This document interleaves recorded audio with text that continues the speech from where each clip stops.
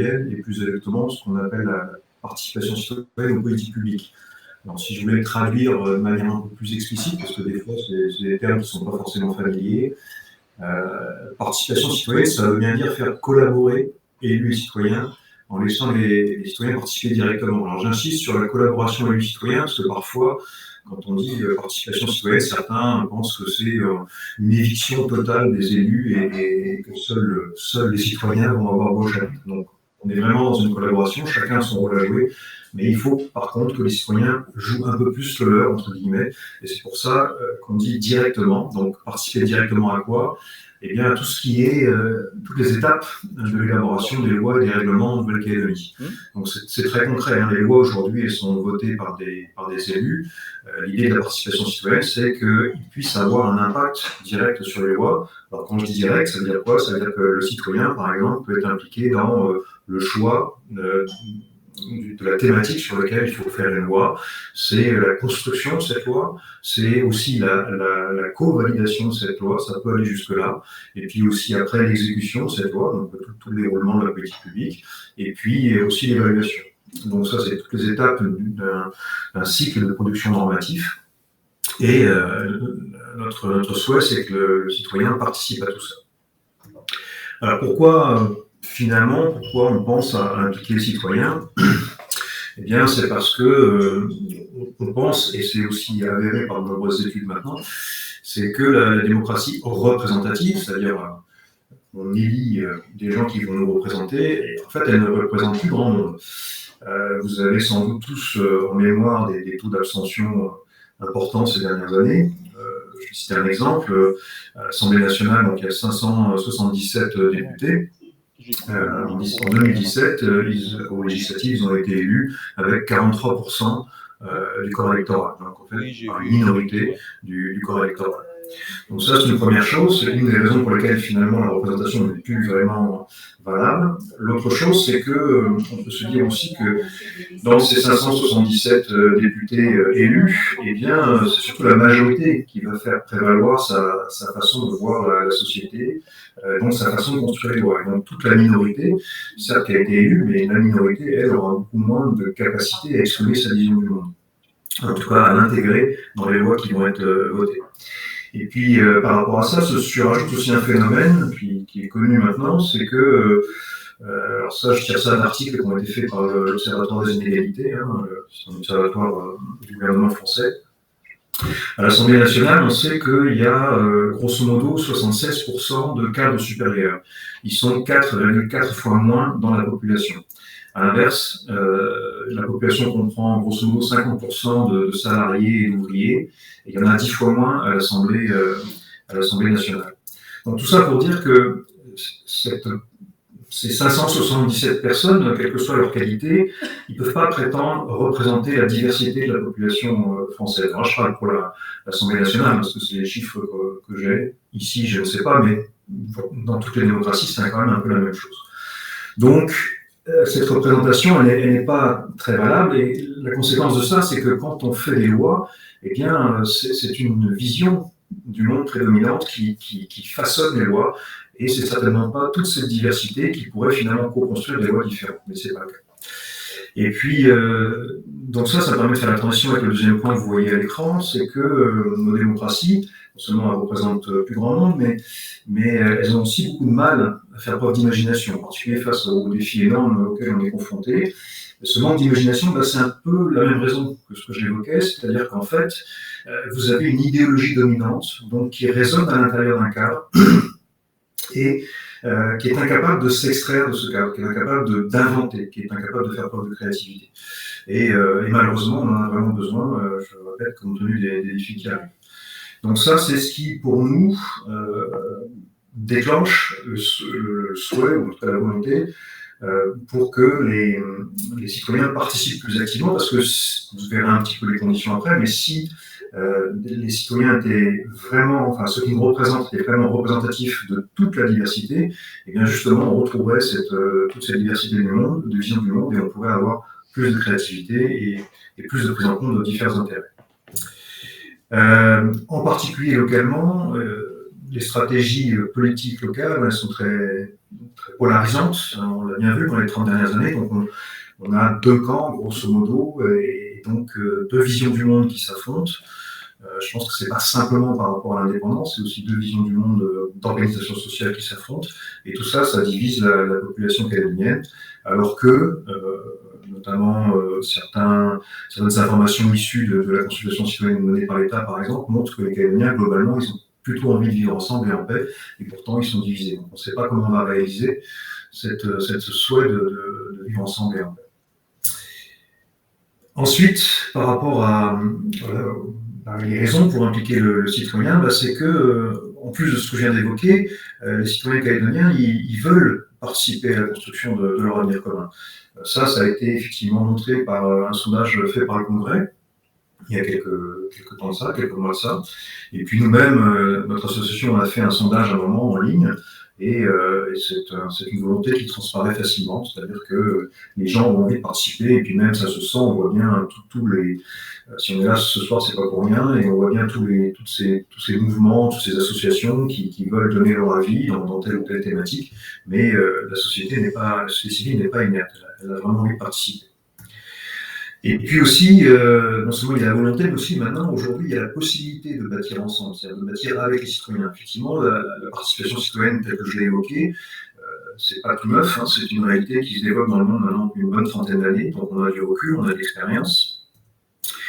Et ce recul permet d'asseoir la crédibilité et la légitimité de cette participation citoyenne aux politiques publiques.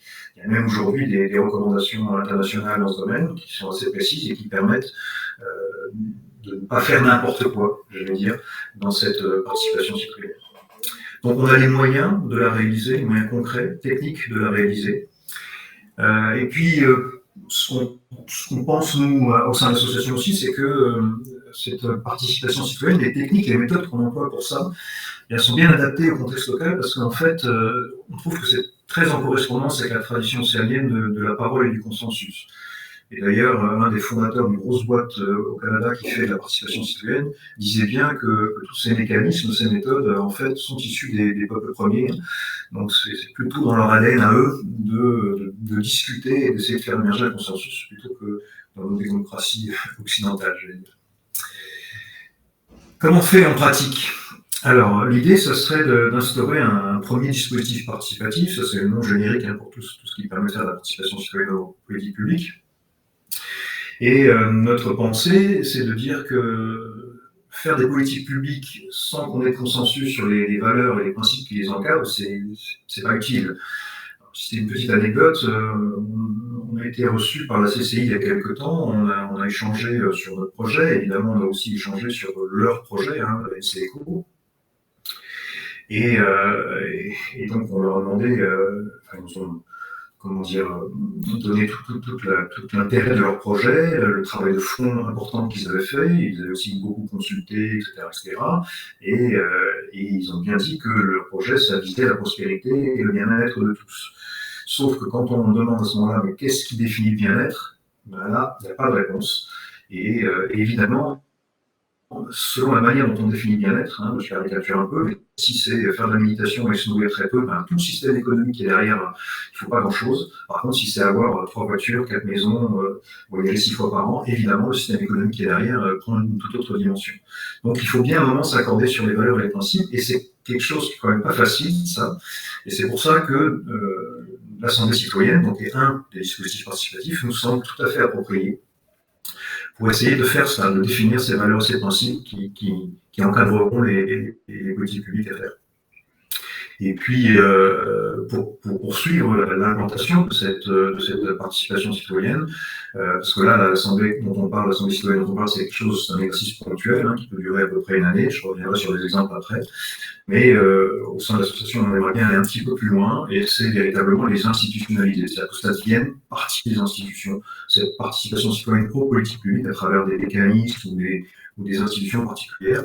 On voudrait que ça s'implante et que ça se pérennise justement pour que la participation citoyenne aux politiques publiques se fasse dans le long terme.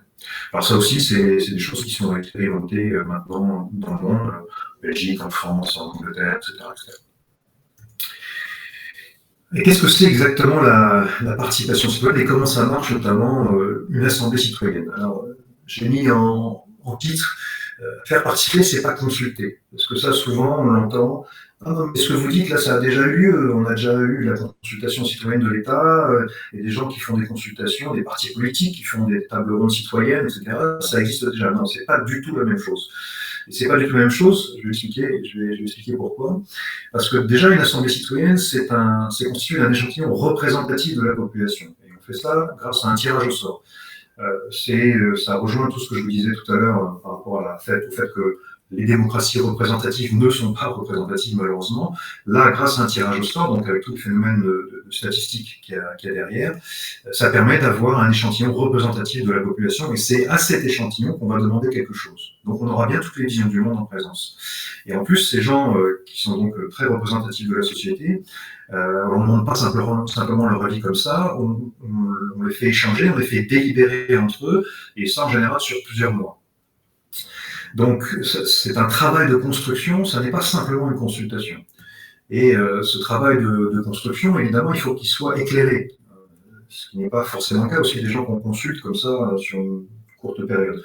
Et pour qu'il soit éclairé, pour que ces travaux soient éclairés, eh bien, on laisse le temps à tous ces participants, à cet échantillon représentatif, de se documenter, d'échanger avec des experts, de faire en fait une recherche et une absorption d'informations complète et contradictoire. Le terme contradictoire est important, c'est-à-dire qu'on ne les oriente surtout pas dans une forme de réflexion en leur donnant une partie simplement des informations, mais on ouvre très largement. Et toutes les thématiques qu'on leur demande de traiter au sein de cette assemblée citoyenne, ils se documentent, ils s'informent dessus, tout au cours de leurs travaux.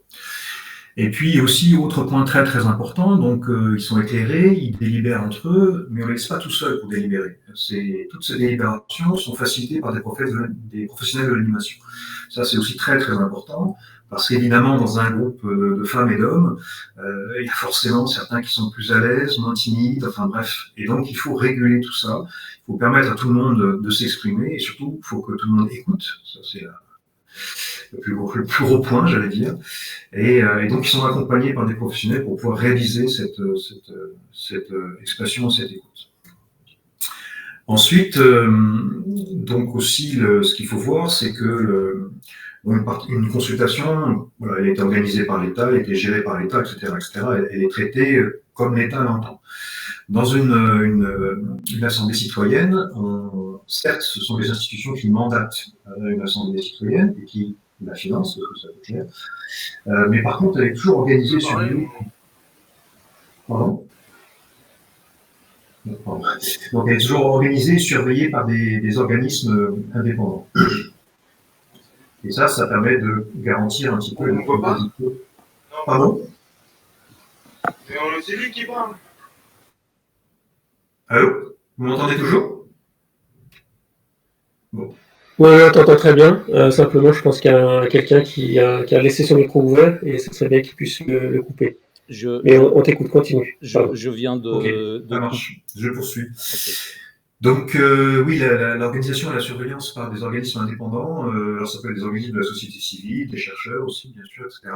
Et ça, c'est très important pour produire les effets dont je vais vous parler un petit peu après.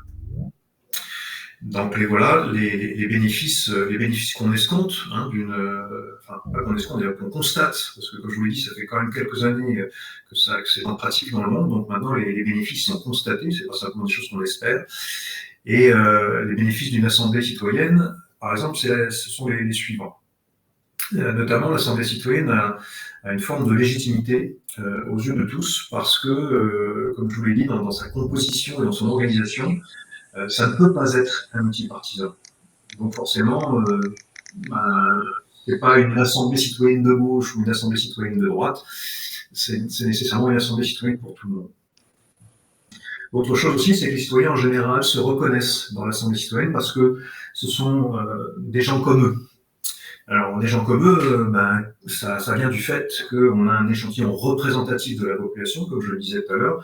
Donc, par exemple, je disais que la population française, c'était 50% de salariés et d'ouvriers.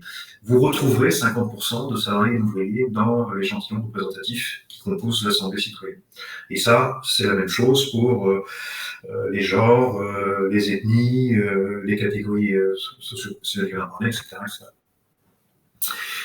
Et en plus, ça tombe bien aussi qu'il y ait cette reconnaissance, puisque je pense que ça aussi vous le savez, c'est que la défiance envers les politiques, mais aussi les experts maintenant, elle est grandissante. Ensuite, ce qu'on constate aussi, c'est que ces mécanismes d'assemblée citoyenne, en fait, sont aptes à résoudre des problèmes complexes au bénéfice de tous. Alors, pourquoi? Parce que d'une part, ça repose sur des mécanismes d'intelligence collective qui sont connus maintenant aussi, qui sont suivis par les scientifiques. C'est dû justement à la diversité des profils sélectionnés. Et donc ça, c'est le côté capacité à résoudre des problèmes complexes. Et puis au bénéfice de tous, parce que bien évidemment, une assemblée citoyenne, elle n'a pas d'échéance électorale. Donc elle n'a pas ce genre d'enjeu dans le cadre duquel elle doit s'insérer, et puis elle n'a pas à plaire à un corps électoral particulier. Elle résonne dans l'absolu, elle résonne sur la thématique. Toujours la même chose aussi, ça c'est grâce à ce que j'ai évoqué tout à l'heure, la durée et la facilitation des débats fait que ça laisse le temps aux gens de s'écouter, comme on l'a dit tout à l'heure, et cette écoute permet de générer de la connaissance et de la reconnaissance surtout mutuelle.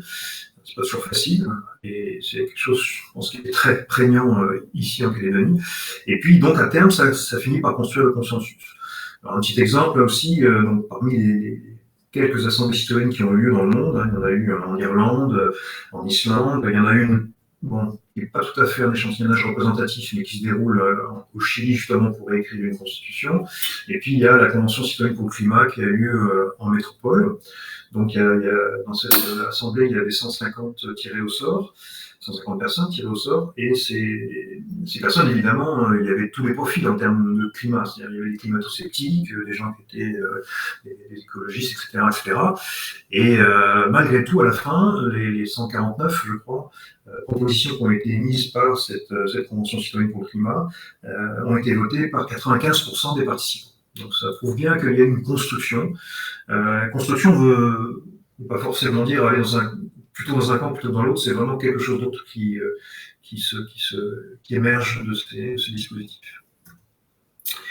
Et puis, ce qu'on voit aussi, c'est que ces assemblées citoyennes ou d'autres dispositifs de cet ordre-là construisent des politiques publiques moins coûteuses, c'est plutôt une bonne chose par les temps qui courent, et surtout beaucoup mieux adaptées ou répondant beaucoup mieux aux besoins des citoyens. Pourquoi? Parce que ces citoyens-là, pour une fois, on intègre vraiment ce qu'on appelle leur expertise d'usage. C'est-à-dire que ils savent mieux que quiconque, mieux que les experts, quels sont leurs problèmes véritables.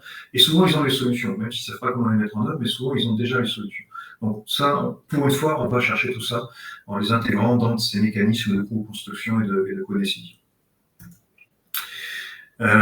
Et enfin, un constat qui n'est pas des moindres, c'est que le fait de mettre en place des assemblées citoyennes et surtout de les multiplier, et en particulier, comme je disais tout à l'heure, si on peut les institutionnaliser, le résultat de tout ça, c'est que on reconstruit en fait la légitimité des élus et on responsabilise les citoyens parce que justement, ces deux parties, j'allais dire, de la société ne travaillent plus en opposition, et au contraire, elles travaillent en partenariat. Et ça de nouveau, ça reconstruit des liens et ça reconstruit l'estime. Voilà, j'ai fini pour ma part.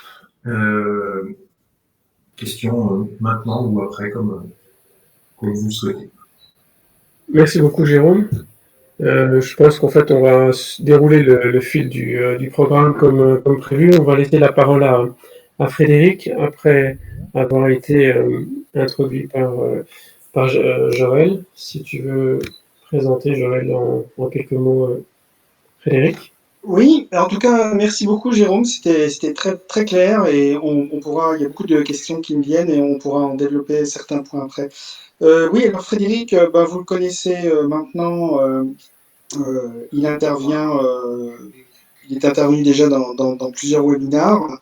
Donc, c'est un des membres, un administrateur, je crois, il me semble, de l'AIRE. C'est une association qui étudie et qui a mis au point en fait le revenu universel inconditionnel en métropole avec Marc Basquiat et dont Gaspard Koenig d'ailleurs porte le projet.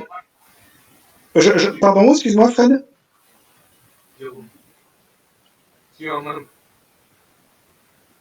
Ah non, c'est pas Frédéric. Oui, Frédéric?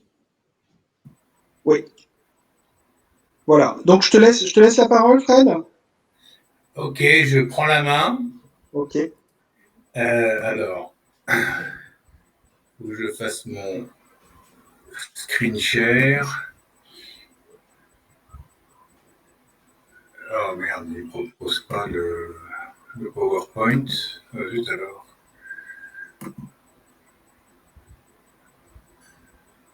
Hop, hop, oh merde, comment on fait? Ah, je suis désolé, mais j'ai un PowerPoint ouvert. Et quand je fais le partage d'écran, il ne me propose pas de prendre le PowerPoint. Est-ce que tu as utilisé la fonction tu as le partage d'écran activé sur City là? Non, mais effectivement, Joël, Ouais. il ne reconnaît en fait qu'il ne reconnaît pas PowerPoint et donc on ne peut pas partager son écran en fait sur une application bureautique. Ça, j'avais vu la contrainte. Comment il peut faire alors? Alors, ce que tu peux éventuellement faire, essaye de faire des copies d'écran et essaye de partager ton écran en fait sur cette copie d'écran. Peut-être que ça va fonctionner. Autrement, je viens de faire un export en PDF. Oui, la dernière fois, Frédéric, la dernière fois, tu nous avais exposé un schéma et c'était bien, tu avais bien partagé l'écran. C'était pas une application, c'était juste ça devait être un JPEG. C'est peut-être pour ça que ça marchait. Alors attends, le temps que ça compile. Okay.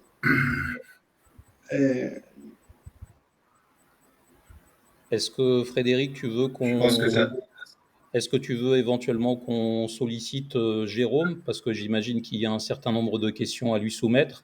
Ça va te laisser un peu de temps pour gérer, on va dire, la logistique informatique de ta présentation.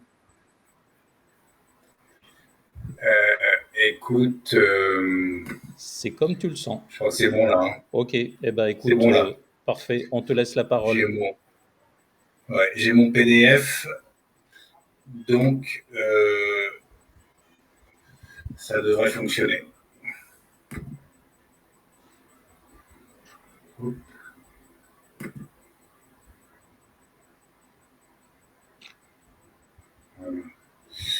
Allez, alors attends. Vous êtes où là? Vous êtes là. Toggle Screen Share. Onglet Chrome.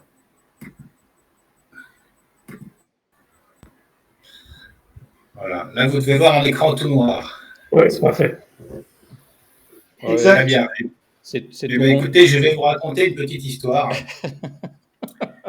Cette histoire, c'est la mienne. Et le 18 avril 2017, j'ai fait un cauchemar. J'ai rêvé, mais c'est une histoire vraie. Hein. J'ai rêvé qu'on avait un deuxième tour Mélenchon-Le Pen. Et ça m'a foutu en rogne de me dire, mais c'est vrai que les sondages au premier tour donnaient Mélenchon, Le Pen, Macron et Fillon dans un mouchoir de poche autour des 20%. Et tout à coup, je me suis dit, je vais devoir choisir entre Mélenchon et Le Pen. Et là, je me suis dit, c'est pas possible. Comment le mode de scrutin de mon pays peut amener au deuxième tour deux personnes dont on sait qu'une large majorité de Français ne veut pas. Et là, je me suis dit, il y a quand même quelque chose qui ne va pas dans notre mode de scrutin. Et je me suis renseigné et j'ai trouvé quelque chose. J'ai trouvé une solution qui s'appelle le jugement majoritaire. Alors, un petit rappel sur notre mode de scrutin. Donc, vous savez qu'au premier tour, les candidats ont chacun un pourcentage de vote. Et les deux meilleurs passent au deuxième tour, et puis celui qui a le plus haut pourcentage est élu. Ça, c'est notre système, ça s'appelle le scrutin uninominal à 2 tours, qui donc, selon moi, présente un sérieux problème, puisqu'il ne reflète pas, à mon avis, la diversité des opinions, et au final aboutit à élire des gens qui ne sont pas forcément légitimes. Alors, si on fait un peu d'histoire, en fait, il y a deux mathématiciens qui ont travaillé sur le sujet au XVIIIe siècle, sont messieurs Borda et Condorcet. Alors, monsieur Borda, il a pris l'exemple suivant. Vous avez dans l'encadré, avec 3 candidats, donc un triangle, un carré, un rond, et vous demandez au peuple de dire dans quel ordre il classe ces 3 candidats. Vous voyez, vous avez 5% des gens qui mettent le triangle en premier, le carré en second et le rond en troisième, etc., etc. Donc ça, ce sont les préférences des gens. Après, à droite, vous voyez que avec un scrutin uninominal à 1 tour, vous choisiriez le triangle, puisque c'est lui qui a eu le plus haut score à 39%. Avec un scrutin uninominal à 2 tours, là, le résultat est différent parce que le rond est éliminé. Et dans le duel triangle-carré, c'est le carré qui gagne avec 61% de préférence. Donc là, vous voyez, avec 2 scrutins différents, vous n'avez pas le même résultat. Et le pire, c'est qu'il y a un 3e mode de scrutin. Si vous faites des duels 2 à 2 de ces 3 candidats, et ben vous voyez que ce serait le rond qui gagne, puisqu'il est préféré au carré à 63%, il est préféré au triangle à 61%. Donc vous voyez qu'avec 3 modes de scrutin différents, pour une même répartition des préférences du peuple, vous obtiendriez 3 résultats différents. D'où la difficulté, finalement, de choisir un mode de scrutin pour refléter les préférences du peuple. Alors, Condorcet, à peu près à la même époque, il a dit, eh bien, ce qu'il faut, c'est les comparer 2 à 2.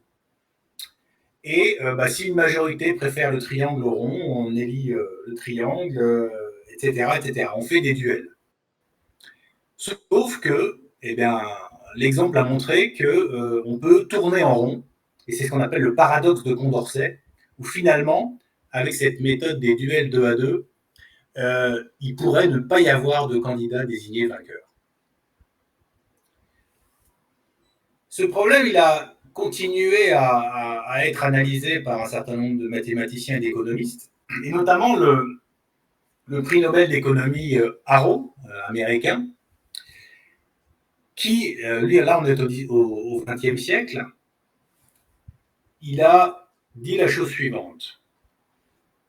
Si on veut qu'un mode de scrutin ait 4 grandes caractéristiques. 1, que chaque voix ait le même poids. Tous les électeurs sont égaux. 2, que l'élection soit toujours capable de désigner un gagnant. Il n'y a pas d'échec possible.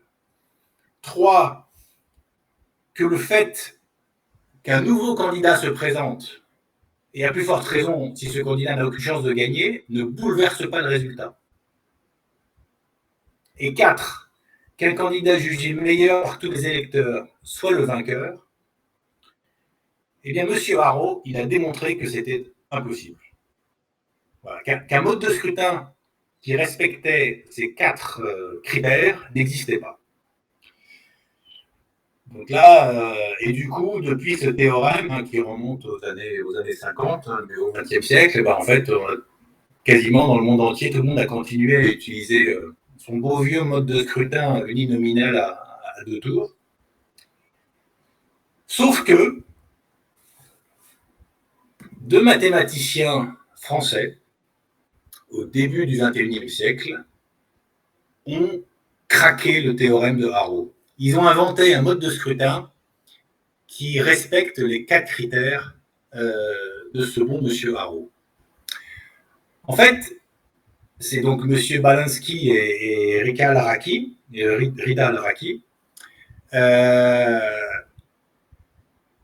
Ils ont réfléchi à ça après l'élection de 2002. Je ne sais pas si vous vous souvenez du deuxième tour Le Pen-Chirac, avec Lionel Jospin qui avait été exclu du deuxième tour, notamment à cause de la présence de Christiane Taubira au premier tour, alors que les sondages montraient que dans les duels, Lionel Jospin aurait battu tous les autres candidats du premier tour. Donc Jospin, qui aurait battu tous les autres candidats, eh ben, n'était pas au deuxième tour, et on a eu un deuxième tour, Le Pen-Chirac. Et donc c'est suite à cette élection que ces deux cerveaux se sont mis à réfléchir et ont inventé le jugement majoritaire. Alors, le jugement majoritaire, ça consiste non pas à élire le candidat qu'on préfère ou celui qu'on déteste le moins, mais ça consiste à juger les candidats selon une mention qui n'est pas un chiffre, mais qui est un qualificatif, qui est à rejeter, insuffisant, passable, assez bien, bien, très bien ou excellent. Donc, on va demander à chaque électeur de remplir une carte de vote où il va dire pour chaque candidat où est-ce qu'il le situe. Ça, c'est la première étape. La deuxième étape consiste à agréger toutes ces cartes et de les regrouper. Et on obtient ainsi pour chaque candidat ce qu'on appelle un profil de mérite. C'est-à-dire qu'en fait, on va avoir la distribution des votes des gens, du pire, le rouge, le à rejeter, jusqu'au vert foncé excellent, et on voit le profil de mérite de chaque candidat. Et là, on a une vue bien plus riche de ce que pense le peuple de chaque candidat par rapport à nos scrutins habituels. Alors, avec ces profils de mérite, qu'est-ce qu'on fait? Eh bien, on prend le bulletin du milieu. Voilà, c'est ce qu'on appelle la mention majoritaire. La mention majoritaire du candidat, c'est la mention pour laquelle il y a une majorité pour dire qu'il est au moins bien et une majorité pour dire qu'il est au plus bien. C'est vraiment la médiane de la distribution des votes dans son profil de mérite. Ce qu'on appelle, pour simplifier, le bulletin du milieu. Donc chaque candidat se retrouve avec une mention majoritaire.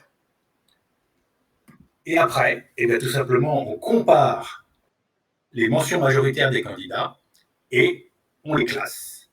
Et évidemment, celui qui gagne, c'est celui qui a la plus haute mention majoritaire. Alors, ceux parmi vous qui suivent vont me poser la question, mais si deux candidats ont la même mention, ça peut arriver. Là, dans l'exemple, le triangle et la patate se retrouvent tous les deux passables. Et bien, dans ces conditions, c'est très simple. On choisit celui qui a le plus d'électeurs en faveur de lui, en comparant leurs deux profils de mérite. C'est très simple, on n'a jamais deux distributions identiques. Et donc, là, on voit tout de suite sur le graphique que c'est le triangle qui va remporter l'élection, puisqu'il a plus de votes à droite que la patate. Voilà, le jugement majoritaire, c'est ça. Donc, c'est une technique qui est relativement simple, qui est, à mon avis, compréhensible par tous les citoyens qui ont été à l'école peut-être jusqu'à la 4e, et qui a l'énorme avantage de supprimer le vote utile, donc de supprimer les petits arrangements politiques de type Christiane Taubira qui va se présenter pour prendre des voix à Jospin pour qu'il ne soit pas au deuxième tour, etc. Tout ça, ça n'existe plus. Le vote blanc est pris en compte. hein, dans le jugement majoritaire. Et au final, on a vraiment une expression riche, extrêmement riche, de ce que pense le peuple des différents candidats. Alors, je vais vous donner un exemple très moderne, puisque OpinionWay a fait un sondage au jugement majoritaire des principaux candidats de notre élection présidentielle il y a exactement 10 jours. Et voici ce que ça donne. Donc là, vous voyez que vous avez quand même beaucoup plus d'informations que dans un sondage classique. Et vous voyez donc Emmanuel Macron remporterait l'élection au jugement majoritaire, mais seulement avec la mention passable. Vous voyez que le grand dernier, c'est Éric Zemmour, avec 58% de à rejeter. Vous voyez les candidats clivants, en fait, ils se retrouvent tout en bas, hein, donc, de la grille. Hein. Et au final, vous allez choisir un candidat beaucoup plus consensuel hein, qu'avec notre système actuel, hein, avec un reflet de la diversité des opinions, à la fois le bien et le mal que les gens pensent de chaque candidat. Alors, je vais vous donner un deuxième exemple un peu plus polémique et un peu plus calédonien. Imaginez que le troisième référendum ait utilisé le jugement majoritaire, au lieu d'un scrutin binaire comme on a connu. Et imaginez que le peuple ait eu à choisir entre, alors là pour simplifier, j'ai fait 4 options. Le choix de devenir un département d'outre-mer, le choix d'être un État fédéré dans la France, le choix d'une indépendance association avec la France, ou le choix d'une indépendance totale. Et donc, on aurait pu demander au peuple, dites-nous, parmi ces 4 options, lesquelles vous préférez en les jugeant de à rejeter jusqu'à excellent. Et on aurait pu, comme ça, agréger la volonté du peuple et savoir finalement où est-ce que ce que pense vraiment le peuple à la question de la souveraineté de la Nouvelle-Calédonie. Donc, il y a un petit... Alors, vous pouvez aller sur l'URL, là, Colibri, je ne sais pas si vous voyez encore. Non, je vais faire... Non, je pense que vous ne voyez plus mon truc. Vous pouvez même voter en ligne, puisqu'en fait, l'association Mieux Voter, qui promeut le jugement majoritaire, donne en ligne un outil pour faire voter les gens de manière numérique. Donc, si j'ouvre le lien là, vous pouvez le faire vous-même, colibri.link/JMNC. Eh bien, vous allez vous retrouver face à une grille de vote. Et là, vous allez pouvoir voter entre les 4 options qui vous sont proposées. Et en direct, moi, je vais pouvoir agréger vos votes et au final, vous dire quelle est la mention qui remporte le plus de scrutins. Alors là, comme je ne sais pas trop comment fonctionne le partage d'écran, je vais peut-être faire arrêter le partage et vous refaire un partage sur une autre fenêtre. Si je m'en sors.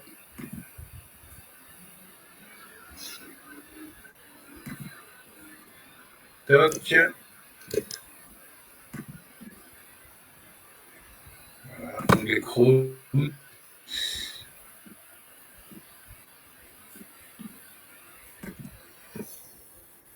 Donc quand j'utilise le petit outil que me propose l'association Mieux Voter,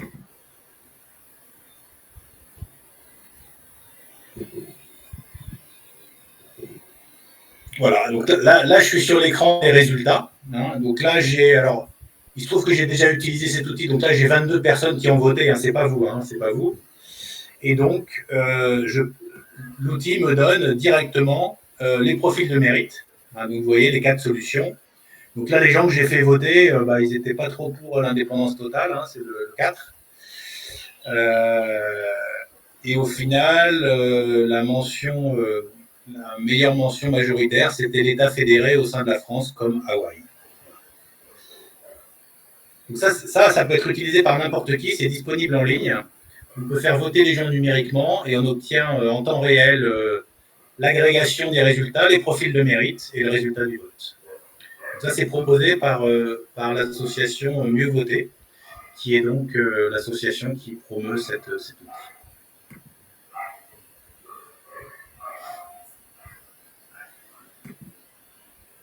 Voilà ce que je voulais vous dire sur le jugement majoritaire. Et si je n'ai pas été clair, je suis bien sûr à votre disposition pour répondre aux questions. Merci beaucoup, Frédéric. C'était très clair, parfait. Ça me donne des idées pour éventuellement faire un jugement majoritaire sur les prochaines élections législatives locales pour casser les candidats. Non mais c'est vraiment enfin, ça paraît être un outil technique anodin, hein, un mode de scrutin, mais il faut savoir que ça structure toute la vie politique. C'est-à-dire que tous les jeux d'appareils, tout ça, enfin, tout est changé si on adopte le jugement majoritaire. Hein. Donc c'est d'ailleurs pour ça qu'il aura beaucoup de mal à voir le jour, à mon avis, parce que les partis politiques n'en veulent pas, parce que c'est une perte de pouvoir pour eux, et c'est redonner la parole au peuple, hein, finalement, dans l'expression de la diversité de ses préférences. Oui, ça fait partie, en fait. Alors, avec Jérôme, qui est sur la participation de l'Assemblée citoyenne, et puis le jugement majoritaire, c'est dans la boîte à outils des démocraties modernes, qui aujourd'hui peinent un petit peu à voir le jour, parce qu'aujourd'hui, la démocratie représentative, avec le mode de scrutin qu'on a aujourd'hui, verrouille un petit peu en fait d'expression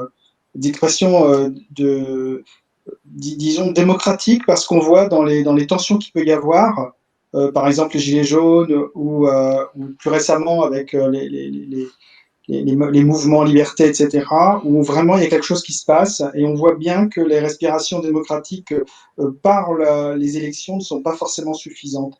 Je vais rebondir sur la première, ce qu'a présenté Jérôme. Et est-ce que quelqu'un veut d'abord poser une question ou poser directement une question sur le jugement majoritaire pour Frédéric? Alors pour essayer peut-être de faire un lien entre les deux présentations qui nous ont été faites ce soir, la question s'adresse à Frédéric. Est-ce que la technique que tu nous as présentée peut outrepasser en fait la problématique en fait des élections et s'appliquer en fait à des propositions sur des thématiques diverses et variées qui pourraient être prises notamment par un collège de citoyens? Complètement. Hein. Le jugement majoritaire, c'est une technique pour faire émerger des préférences collectives. Parce que quand vous avez 10 personnes ou 100 personnes ou 1 million de personnes, ben vous avez besoin d'un outil technique pour faire émerger la préférence du groupe.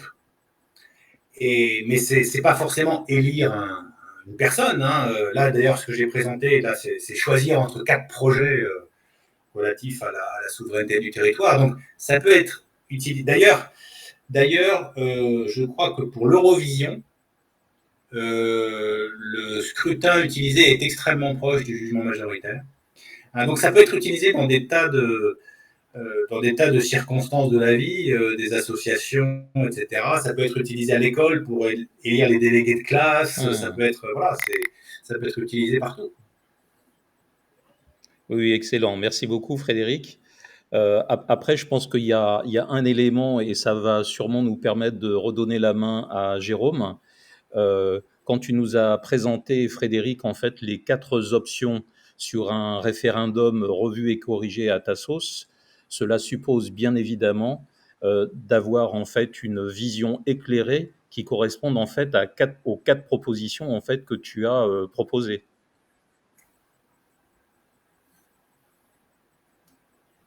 Ben, complètement, et en effet, là, ça rejoint ce que disait Jérôme. c'est bien de faire trancher le peuple avec un outil moderne et légitime, mais après, il faut qu'il y ait des choix qui soient mis sur la table. Et c'est là où probablement les partis politiques ont encore un rôle à jouer. C'est de donner des options, de les expliquer, pour que le peuple puisse exercer son jugement majoritaire en connaissance de cause, quoi. Et en effet, ça rejoint ce que disait Jérôme sur la nécessité d'avoir des experts des deux bords, entre guillemets, qui éclairent ceux qui vont au final trancher. Mais oui, tout à fait. Juste, je rebondis sur le fait de pouvoir l'introduire. Aujourd'hui, c'est un petit peu la question qu'avait posée Bertrand la dernière fois. Est-ce qu'aujourd'hui, on peut modifier notre scrutin électoral sans modifier la Constitution? C'est ça la question.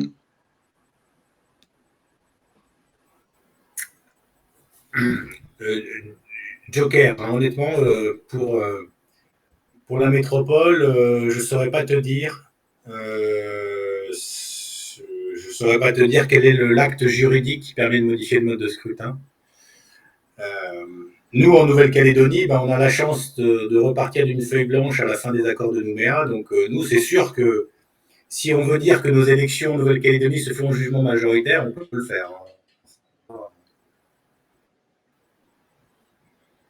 Oui, ça c'est une opportunité pour nous justement d'introduire dans ces ce que j'appelle ces outils pour plus de démocratie, pouvoir les introduire dans le projet qui doit émerger normalement 2023. Voilà. Donc juste pour reprendre aussi, est-ce qu'il y a des questions là pour le jugement majoritaire? Non. Moi j'ai une question. Il me semblait qu'il a été utilisé pour, pour Taubira cette année ou pas? Alors oui, ça fait plusieurs années qu'il y a, en parallèle de l'élection officielle, une élection organisée par cette association au jugement majoritaire, hein, faite par des voix numériques. Et là, en fait, ils ont réussi à faire la primaire populaire de la gauche. Ils ont réussi à faire passer l'idée d'utiliser le jugement majoritaire. Donc, en effet, il y a près de 400 000 personnes qui ont choisi au jugement majoritaire le candidat de gauche qu'ils souhaitaient. Donc, c'est Christiane Taubira qui a gagné. Alors, ce qui est une très grosse pub pour le jugement majoritaire. Voilà. Mais en même temps, cette primaire populaire, elle était un peu décriée, un peu particulière, parce qu'il y avait quand même la moitié des candidats qui n'étaient pas candidats à la primaire populaire, quoi, qui ont été mis, entre guillemets, de force par les organisateurs dans le système. Du coup, c'est vrai que voilà, ça a perdu un petit peu de crédibilité. Mais bon, l'outil a été utilisé par 400 000 personnes il y a un mois en métropole, quoi. Est-ce qu'il y a des applications qui ont été effectuées dans d'autres pays ou dans d'autres conditions de ce mode de scrutin? Alors écoute, à ma connaissance, il y a des initiatives aux États-Unis. Ça s'appelle le Ranked Choice Voting, qui est quelque chose d'assez proche du jugement majoritaire. Mais sinon, non, il n'y a pas vraiment d'utilisation.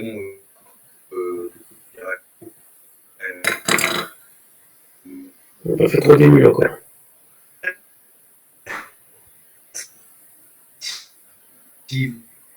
Encore nulle part. L'école polytechnique. Donc c'est quand même très, très récent. Hein. Est-ce qu'il y a des questions? On va peut-être reprendre un peu sur les questions. Est-ce qu'il y a des questions pour Jérôme concernant l'Assemblée citoyenne?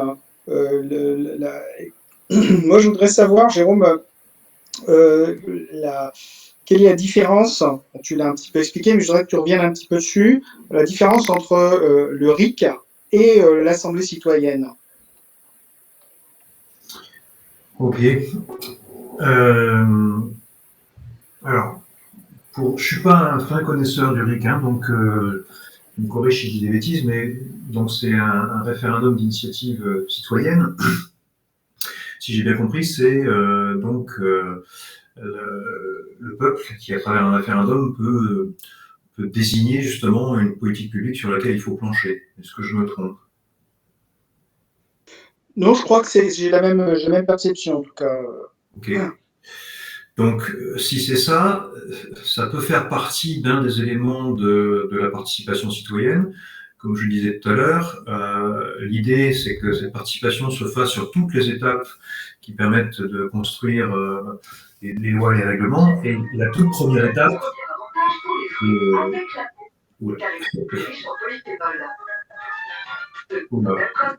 Intéressons-nous maintenant au taux de vitalité. Après un acte de la vitalité par chromatographie en phase liquide, on obtient un pic de la vitalité. Et donc, on peut voir que la concentration en vitamine C dans la peau est 4 fois plus importante que dans la chair. Et je vais donner un conseil, c'est de manger la pomme avec sa peau.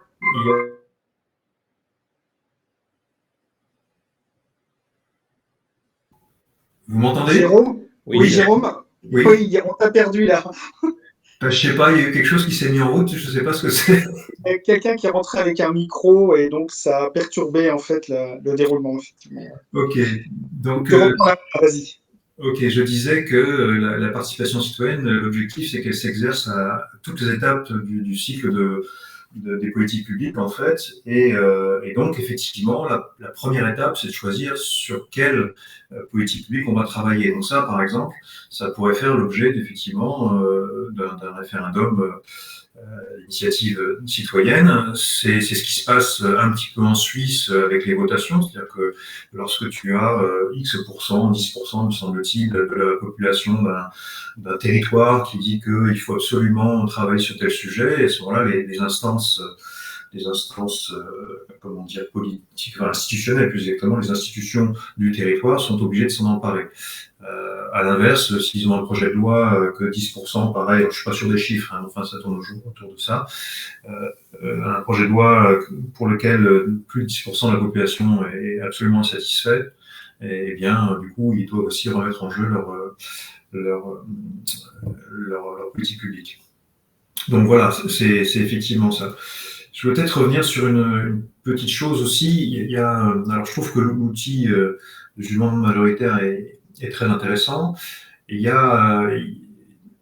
malgré tout, pour moi, ça ne gomme pas le problème de représentativité, au sens où ça fait partie de ce que je disais au départ, ce qui a été analysé là, quand je vous disais que vous avez 76% de députés qui sont des cadres supérieurs, alors qu'ils sont 4,4 fois moins dans la population. La question, c'est pourquoi on en arrive là, en fait.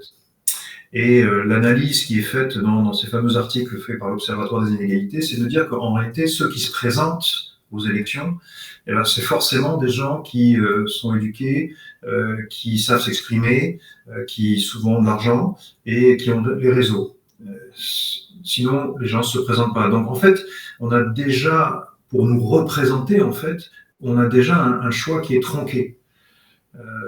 On n'aura pas l'ensemble de la diversité de la population face à nous. Voilà, donc ça, je pense que c'est vraiment très, très important parce que la participation citoyenne vise à corriger ça. Elle vise à la fois à avoir une vraie représentation et elle vise aussi à mettre en œuvre les mécanismes d'intelligence collective.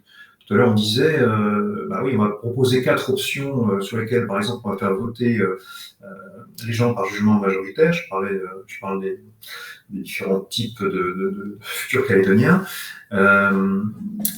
Comment on arrive à ces 4 options? Est-ce que c'est un travail d'experts? Est-ce que c'est uniquement un travail d'experts? Est-ce que c'est uniquement un travail des gens qui ont été élus? Voilà, c'est là, à notre sens, où le bas blesse, c'est que peut-être que ces gens-là, qui sont effectivement des experts ou des élus, malgré tout, ils ont raisonné dans un système de pensée, hein, et ils n'ont pas peut-être entrevu d'autres options qu'on pourrait effectivement après soumettre à un système de jugement majoritaire. J'aime bien la petite phrase d'Einstein qui dit on ne résout pas les problèmes avec les modes de pensée qui les ont engendrés. Voilà.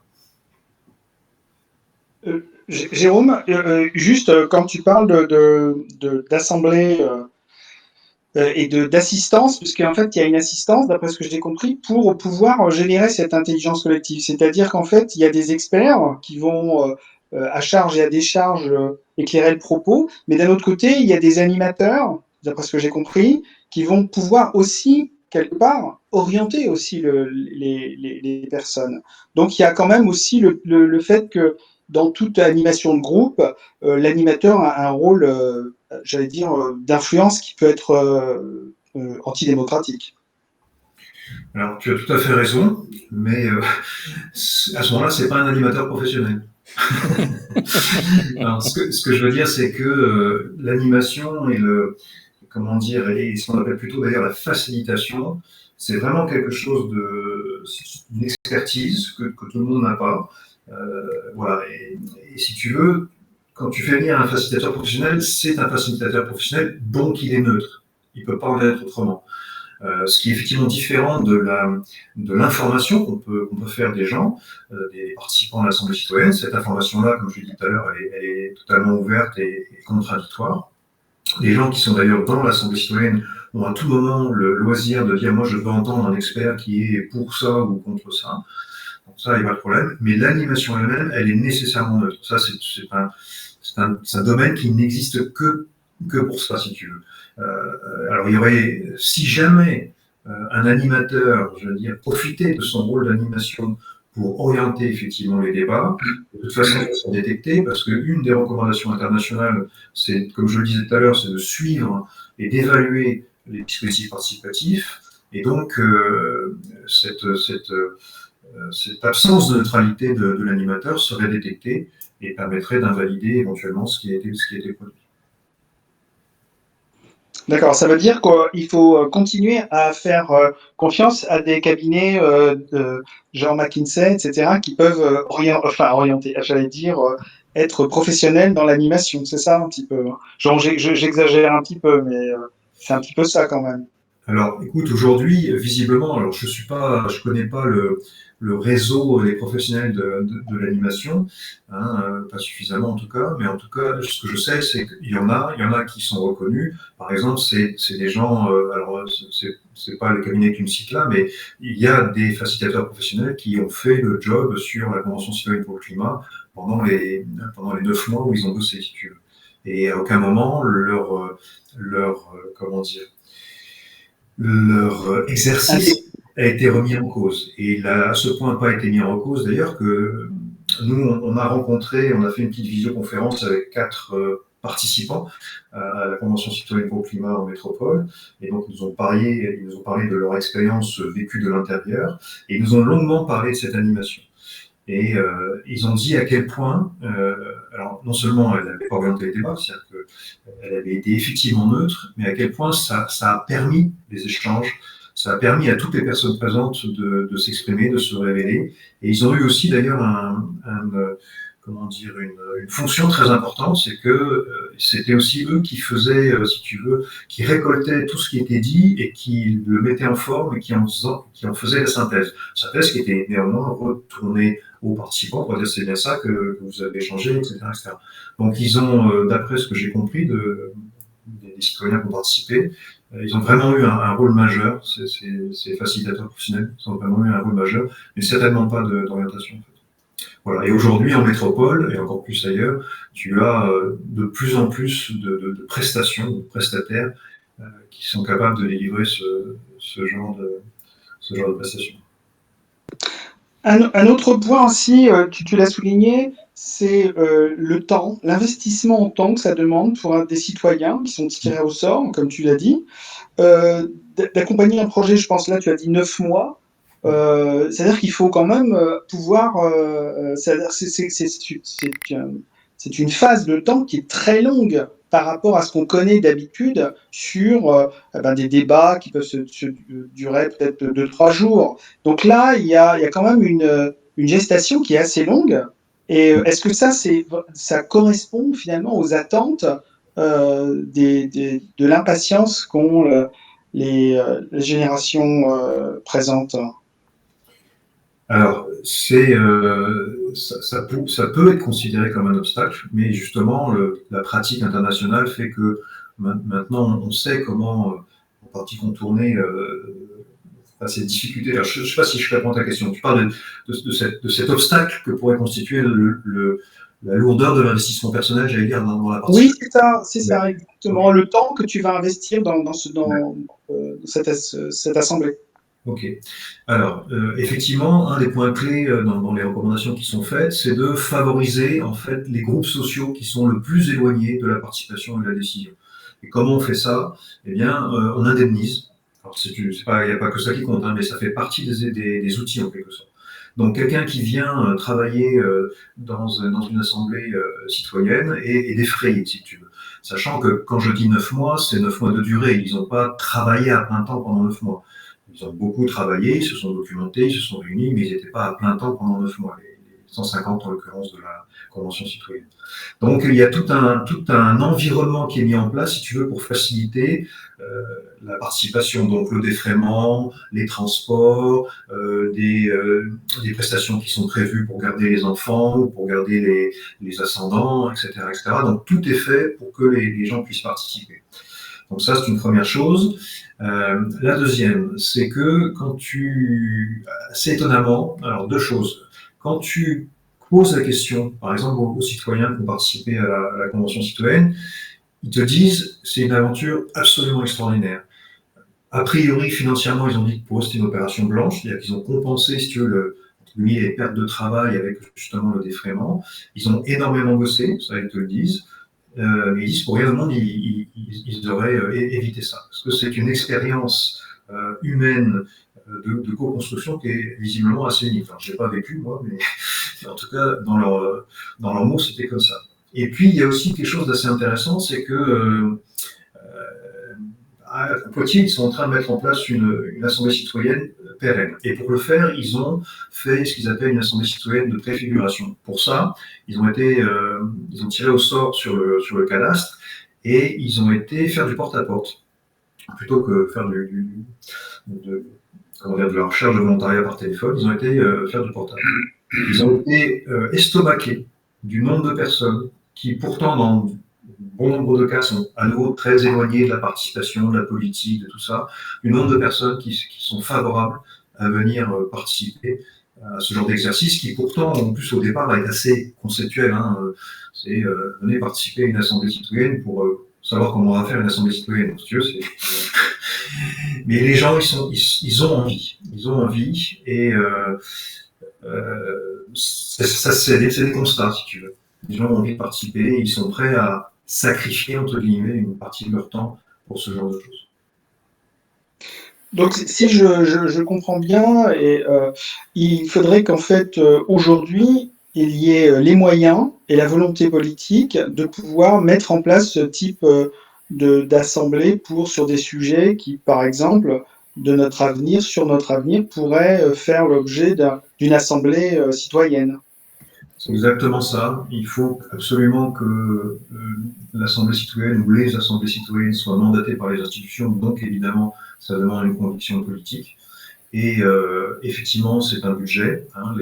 L'étude de l'OCDE qu'ils ont sorti en 2020 sur les assemblées citoyennes et d'autres types de dispositifs participatifs a montré que globalement, une assemblée citoyenne, qui est un gros dispositif, hein, il y en a des plus réduits, c'est entre 50 et 150 citoyens tirés au sort, et c'est en moyenne 1,8 million d'euros. La Convention citoyenne pour le climat en métropole a coûté 5,5 millions d'euros. Donc c'est juste pour te dire que c'est un dispositif d'ampleur, et qu'effectivement, ça se fait pas la société civile tout seul dans son coin, ça n'aurait pas de sens.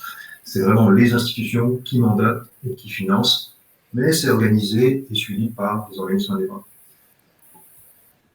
D'accord. En tout cas, c'est effectivement quelque chose qui. Est-ce que tu as eu des échos, puisque je sais que tu as fait un petit peu un tour d'horizon. Est-ce que tu as vu des différents partis, des élus qui sont sensibles à ce genre de choses, ou as-tu eu un mur devant toi? Alors, assez étonnamment,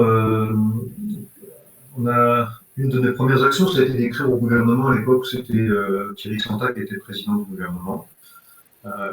Lui, l'idée lui a plu, il a d'ailleurs relayé dans les médias, il a même fait la demande officielle à l'État à l'époque, mais pas au titre du président du Rassemblement, mais du président du gouvernement, mais au titre du président du Rassemblement, parce qu'il ne pouvait pas engager le gouvernement derrière ça.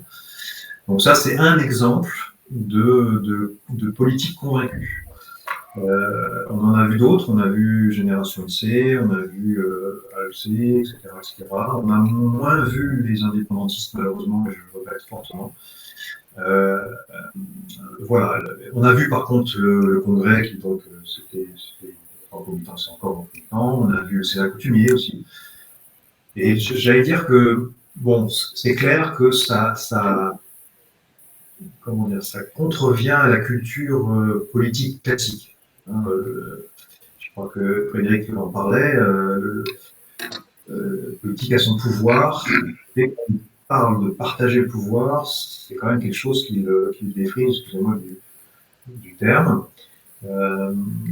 Donc il y a une pédagogie à faire et il faut parier sur petit à petit la compréhension de l'intérêt pour eux-mêmes du mécanisme. Parce que ça aussi c'est quelque chose qu'on constate, c'est que quand ce genre de mécanisme se met en place, la confiance envers les élus renaît. Donc si la confiance renaît, ils ont plus de chances d'être maintenus en place après les élections. Oui, il faut qu'ils comprennent en fait cet enjeu qu'il y a derrière, en fait. Ce qui n'est pas évident d'emblée de comprendre. Est-ce qu'il y a des questions? Oui, Bertrand, Ouais, vas-y. j'ai une question, vous m'entendez? C'est pour Jérôme. En fait, je voudrais savoir par rapport aux différentes expériences qu'il y a pu avoir en France notamment et éventuellement dans d'autres pays, par rapport aux besoins que nous avons en Nouvelle-Calédonie. Tu as, au début de ta présentation, insisté sur la notion de définition pour être sûr qu'en fait les termes que l'on utilise en fait sont partagés de la même façon. Donc en Calédonie, compte tenu des différentes approches qu'on peut avoir, des différents points de vue qu'il peut y avoir notamment entre les loyalistes et les indépendantistes, est-ce que cette notion de définition de ton point de vue serait en fait un préalable indispensable ou est-ce qu'on pourrait commencer à travailler sur des projets concrets et opérationnels comme éventuellement ça a été fait déjà en France? Alors, donc là, c'est plus, c'est un avis personnel. Moi, ça me paraît difficile compte tenu, comme je disais tout à l'heure, des différents systèmes de pensée qui sont en présence en Calédonie, des différentes organisations sociales. J'ai parcouru un peu la charte des valeurs kanak. Je sais qu'il y a aussi une charte des valeurs calédoniennes. On voit bien qu'il y a des différences. Et au fond, tout ça, c'est une richesse. Mais à un moment, pour pouvoir partir sur un socle commun, à mon sens, il va bien falloir échanger, parler et arriver à faire un consensus sur, effectivement, alors je ne sais pas si c'est ce que tu appelles les définitions, mais sur les valeurs, les principes, le socle de tout ça, dans lequel tout le monde, quelle que soit sa communauté, peut se reconnaître. Et pour moi, c'est une phase, je pense, incontournable, parce que si demain on parle si on faisait demain alors bon, ceci dit, j'allais dire, si on faisait une assemblée citoyenne sur la politique publique en termes d'économie, par exemple, de toute façon, je pense que les valeurs émergeraient de toute façon, parce qu'on ne peut pas partir sur un système économique si on n'est pas d'accord sur les valeurs qui doivent le sous-tendre, à mon sens. Le problème, c'est que si tu analyses d'un côté l'économie, de l'autre côté la santé, de l'autre côté l'environnement, etc., ça va peut-être partir en parallèle et pas se rejoindre. Donc, c'est pour ça qu'à mon sens, il y a un premier exercice qui est de fonder ce socle. Et puis en plus, il y a aussi un constat sur toutes les expériences qui ont eu lieu sur les dispositifs participatifs. C'est qu'en particulier les assemblées citoyennes, parce que ce sont de gros dispositifs, elles ont une grosse plus-value quand on est face à des problématiques qui justement mettent en présence des systèmes de valeurs très différents, qui nécessitent des compromis et qui nécessitent aussi des solutions à long terme, à très long terme. Donc ça, c'est typiquement ce genre de mécanisme qui arrive à faire ça. Et qui aide d'ailleurs les politiques à le faire. Parce que les politiques prennent des décisions qui sont de très long terme, qui exigent des compromis dans des ambiances très clivantes, c'est compliqué pour eux. Jérôme, est-ce que tu pourrais nous en dire un tout petit peu plus sur l'expérience qui est conduite a priori en ce moment au Chili? Est-ce que ce sont les institutions politiques en place qui ont suscité ce mouvement ou comment est-il arrivé en fait sur le devant de la scène? Il est arrivé sur le devant de la scène visiblement parce qu'ils ont augmenté de 30 pesos le ticket de bus, que ça a mis le feu aux poudres parce qu'en réalité ça faisait pas juste 30 pesos de plus, mais ça faisait 30 ans que le peuple chilien subissait quand même une sorte d'oppression quelque part, en particulier économique.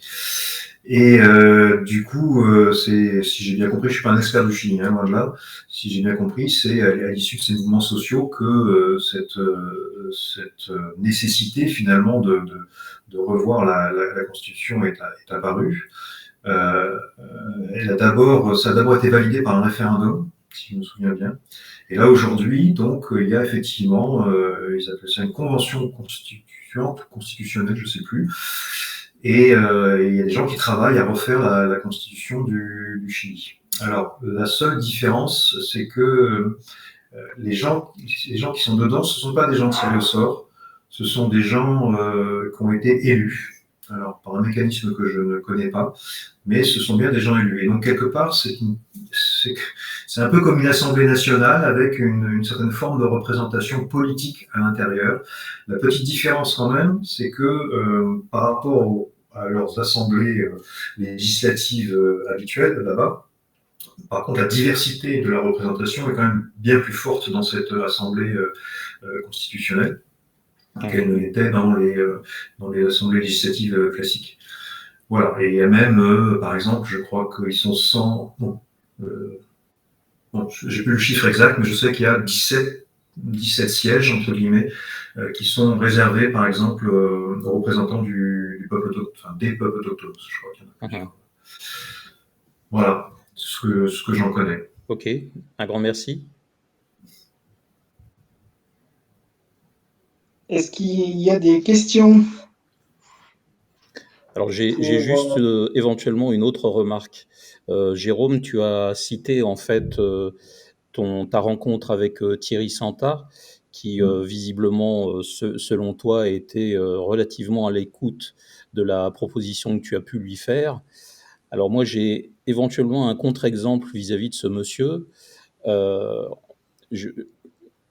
Pour faire écho à ta présentation, aujourd'hui, en fait, tous les partis politiques calédoniens sont en train de se précipiter pour organiser en fait des réunions citoyennes, mais comme tu l'as présenté, on est plus dans une logique de consultation que de participation. Ok ? Et alors, il y avait une chose qui m'avait très, très largement choqué de la part de Thierry Santa, c'est qu'il admettait en fait pouvoir échanger sur globalement toutes les thématiques possibles et imaginables qui concourent aux orientations en fait de la Nouvelle-Calédonie, toutes thématiques sauf une, la dimension institutionnelle, c'est-à-dire la gouvernance du territoire. Et c'est quelque chose qui m'avait profondément heurté.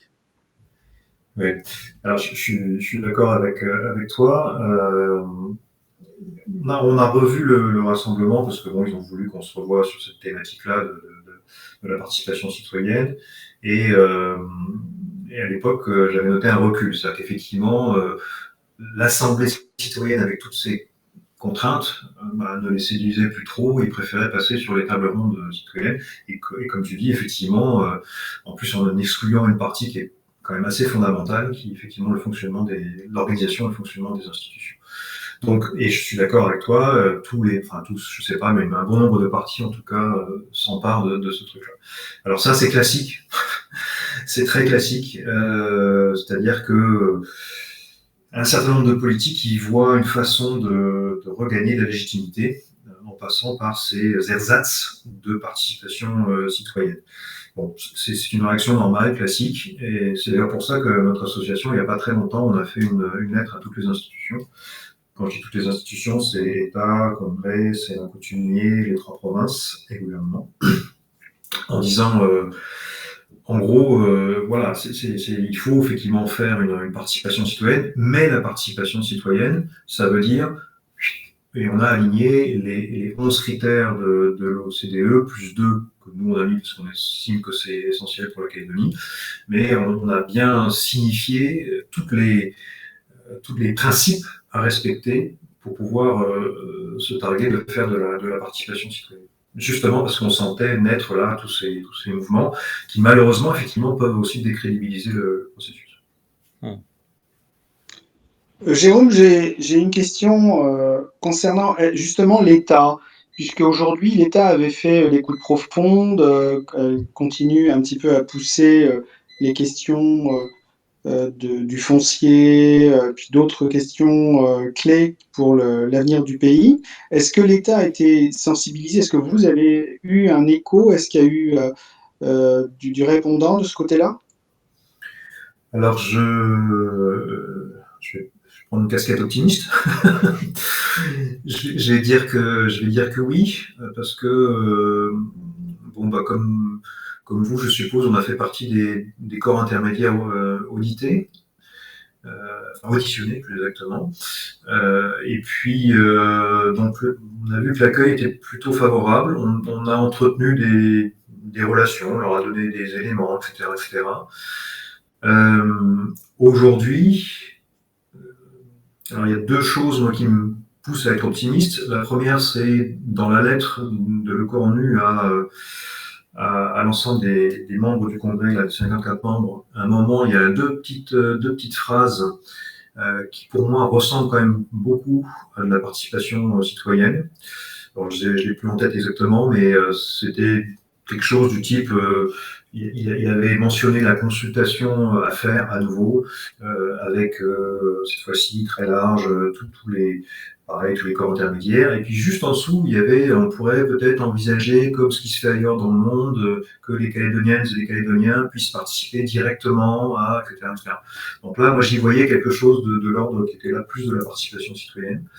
Donc ça c'est le premier point positif. Le deuxième, c'est que bon, à force de communiquer avec eux, à un moment, donc c'est le commissaire Yar ici qui a dit bon, c'est une hypothèse à l'étude au sein de l'État. Voilà. Donc je ne sais pas plus que ça.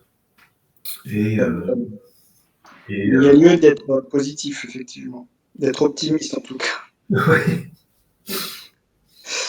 Ok, en tout cas, est-ce qu'il y a d'autres questions concernant soit le jugement majoritaire, soit l'Assemblée citoyenne, puisque là on arrive quasiment au terme du temps qu'on avait alloué.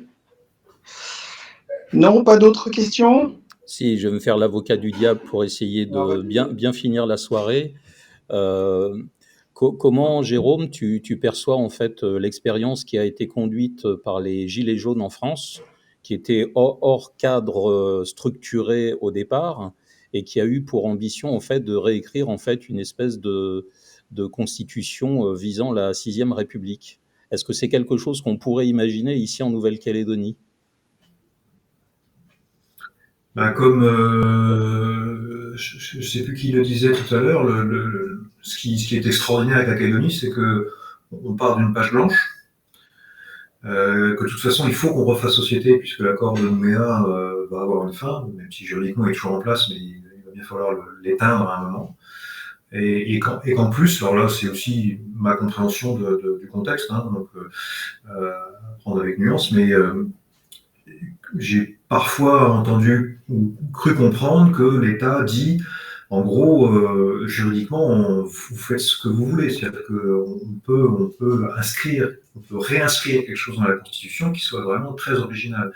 Donc j'ai vraiment le sentiment que la Calédonie est dans une position extraordinaire de pouvoir écrire ça. Alors quelque chose qui constitue, je ne sais pas l'appeler constitution, sinon c'est un pays, mais quelque chose qui constitue notre organisation sociale, notre façon de vivre ensemble, etc.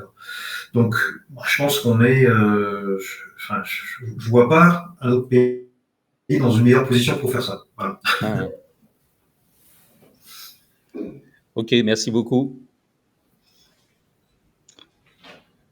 Est-ce qu'il y a des questions? On va conclure sur cette dernière question où la page blanche est à rédiger, qui nous laisse des opportunités de pouvoir effectivement ajouter des outils et pouvoir aussi définir un avenir avec des outils plus démocratiques. Non? Bon, bah écoutez, je vous remercie. On va conclure là-dessus. Je vous remercie. Je vous donne rendez-vous sur les prochains webinaires. Probablement, on en aura un le mois prochain. Et bien, écoutez, ce sera avec plaisir qu'on vous retrouvera et qu'on pourra peut-être poser des questions et avoir des sujets qui sont des sujets de société, probablement des questions sur la santé, puisque ça a été un gros sujet, ou sur des questions sociales. En tout cas, merci à nos deux participants clés, Jérôme pour sa présentation et puis Frédéric aussi pour sa présentation, toutes deux très pédagogiques et très intéressantes. Voilà, je vous remercie beaucoup et puis je vous donne rendez-vous pour le prochain webinaire. À bientôt. Merci beaucoup. Bonne soirée. Merci beaucoup. Au revoir. Oui, bonne soirée Merci à tous. pour l'organisation. Ciao, ciao. Merci.